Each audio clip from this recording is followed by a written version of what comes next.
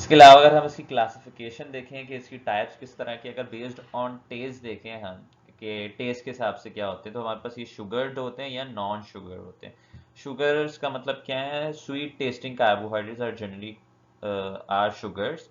Sugars कौन सी होती हैं? जो स्वीट टेस्टिंग हो, ठीक है, और जो मीठी हो, और वो वाटर सॉल्युबल होती हैं। जो मीठी शुगर होती है वाटर सॉल्युबल होती है। एग्जाम्पल अगर हम देखें तो टेबल शुगर, सही है, सक्रोस, तो वो वाटर सॉल्युबल होती है। क्या हमारे पास glucose, sucrose and fructose, these are the water soluble sweet carbohydrates को हम कहते हैं शुगर, ठीक है।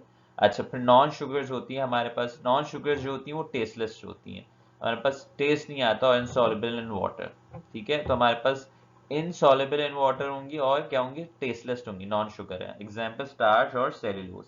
अच्छा, यहाँ पे अगर एक बात देखने वाली है, आप लोगों ने स्टार्च, अगर आपको पता है, आपने खाया होगा स्टार्च, जब आप आलू खाते हैं या चावल खाते हैं, तो उसके अंदर स्वीट टेस्ट नहीं होता, उसके अंदर स्टार्च होता है, ठीक है ना। जो पानी हम निकालते हैं वो स्टार्च होता है, उसके अंदर भी स्टार्च होता है, जिससे हमें एनर्जी मिलती है। लेकिन जो होते हैं उनका टेस्ट आप लोगों को पता है स्वीट नहीं होता, ठीक है।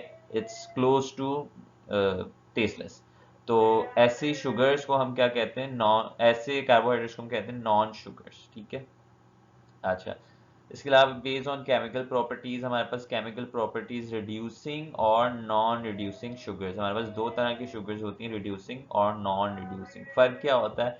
जब हमारे पास हैविंग फ्री एल्डिहाइडिक और कीटोनिक ग्रुप, जब इनका कीटोनिक और एल्डिहाइडिक ग्रुप एक्सपोज्ड होता है, फ्री होता है, तो वो हमारे पास रिड्यूसिंग शुगर होती है। रिड्यूस किसको करती है? इनके केमिकल टेस्ट जो होते हैं, इनके आइडेंटिफिकेशन टेस्ट जो होते हैं, आप अगर अपने कॉलेजेस में आप करेंगे इसका प्रैक्टिकल, तो टॉलीन्स और फेलिंग रिएजेंट, इनको हम पढ़ चुके हैं एल्डिहाइड्स की रिएक्शन में भी।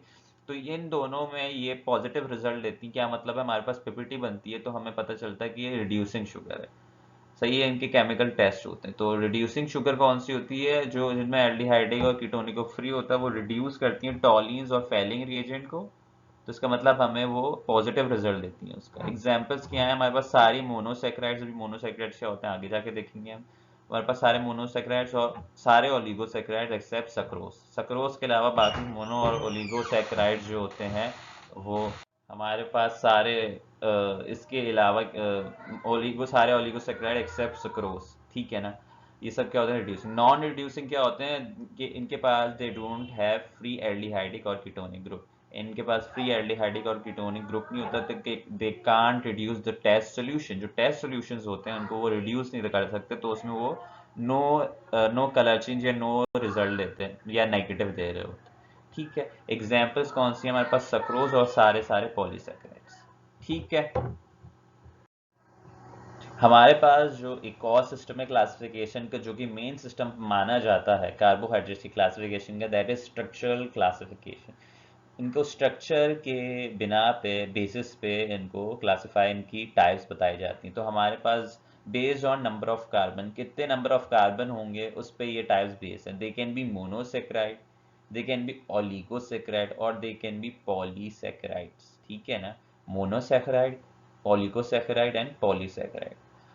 ओके, तो हमारे पास क्या होते हैं? मोनोसेक्राइड्स क्या होते हैं? मोनोसेक्राइड्स हमारे पास हैं, these are simple sugars which can not be hydrolyse into further simpler sugars contain 3 to 10 carbon atoms. ये हमारे पास सिंपल शुगर्स कहलाते हैं, बिल्कुल बेसिक शुगर्स कहलाते हैं। ये मोनोमर्स होते हैं किसके? भाई कार्बोहाइड्रेट्स के। और they can not be hydrolyse into further simple sugar, तो ये इनको और हाइड्रोलाइज नहीं कर सकते सिंपल शुगर में। हाँ, ये किसी और चीज़ में हाइड्रोलाइज हो जाएंगे, टूट जाएंगे, लेकिन ये और सिंपल शुगर में हाइड्रोलाइज नहीं हो सकते। तो इसके अंदर 3 to 10 कार्बन एटम्स के जो हमारे पास होते हैं सैकराइड्स, वो कहलाते हैं मोनोसेक्राइड। नाम में है हमारे पास क्या? मोनोसेक्राइड। अच्छा, यहाँ पे मोनो का आपको पता मतलब क्या होता है? एक, वन। सैकराइड्स जो होता है ग्रीक फॉर शुगर्स, ठीक है। तो एक शुगर को हम अमूमन कह रहे होते हैं इसको वन, वन मोनोसेक्राइड, ठीक है ना। शुगर, तो शुगर का जो बेसिक यूनिट होता है वो मोनोसेक्राइड, ठीक है। हमारे पास मोनोसेक्राइड क्या हो सकते हैं? ईदर एल्डोसिस हो सकती हैं या कीटोसिस हो सकती हैं। कीटोसिस या एल्डोसिस इनके नाम पे है कि अगर इनके पास एल्डिहाइडिक ग्रुप है तो ये एल्डोसिस कहलाएंगी, अगर इनके पास कीटोनिक ग्रुप है तो ये हमारे पास क्या कहलाएंगी? कीटोसिस। तो डिपेंड करता है कौन सा ग्रुप इनके पास है। Okay. Monosaccharides are named as by number of carbon atom in their functional group. हमारे पास functional group में इनके कितने एंड functional group हमारे पास कितने नंबर ऑफ कार्बन है और कौन सा फंक्शनल ग्रुप है, उस हिसाब से हम इनका नाम रखते हैं। फॉर एग्जाम्पल, अगर मेरे पास कोई ऐसी शुगर है जिसमें 3 कार्बन है, ऐसा मोनोसेक्राइड जिसमें 3 कार्बन है और उसमें एल्डोस ग्रुप एल्डिहाइडिक ग्रुप है, तो हम उसको कहेंगे एल्डो ट्रायोस। ठीक है ना, एल्डोसिस ट्राई एंड ट्रायोसिस बोलते हैं या एल्डो ट्रायोस कहते हैं। अगर हमारे पास 3 कार्बन है उस शुगर के अंदर और कीटोनिक ग्रुप है तो हम कहते हैं कीटो ट्रायोस। ठीक है ना। अच्छा, इसके अलावा हमारे पास एग्जाम्पल है, आप देख रहे हैं यहाँ पे ग्लाइसरोज और ग्लाइसर एल्डिहाइड जो है वो हमारे पास जो है वो आता है सिंपल 3 कार्बन शुगर में। और अगर उस कीटोनिक ग्रुप में हम देखें, dihydroxy acetone is one of the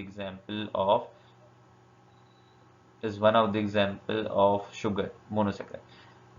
टेट्राओस, tetrose मतलब 4 कार्बन होंगे, इथरोज और इथायरोलोस। ठीक है, ये हमारे पास है। पेंटोस के अंदर 5 कार्बन शुगर में हमारे पास राइबोस है, जाइलोस है, एराबिनोस है। ठीक है, these are the most common pentose, aldo pentose. ठीक है ना। और राइबुलोस एंड जाइलोस ये हमारे पास कीटो पेंटोस है। ठीक है। Then the most famous sugar glucose, galactose and mannose, ये हमारे पास एल्डिहाइडिक हैं, तो ये हमारे पास एल्डो हेक्सोस कहलाती हैं। ठीक है ना। और हमारे पास जो फ्रक्टोज है कीटो हेक्सोस कहलाता है। ठीक है।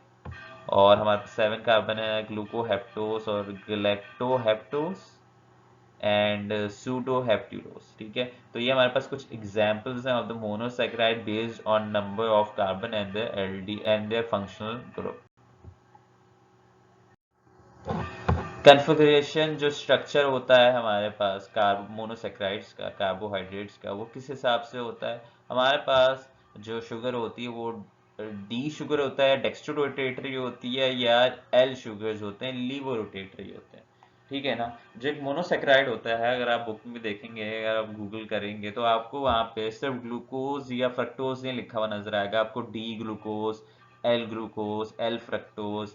और अगर आप लोग जो हैं जो हमारे पास न्यूट्रिशनस चीज़ें होती हैं, जिस तरह से हमारे पास कुछ प्रोडक्ट्स होते हैं जो कि मील सब्स्टिट्यूट होते हैं, जो जो पेशेंट जो खा नहीं सकता खाना, तो उसको हम ऐसे पाउडर्स देते हैं जो कि उसके सब्स्टिट्यूट होते हैं, उसके मुतबादिल देते हैं।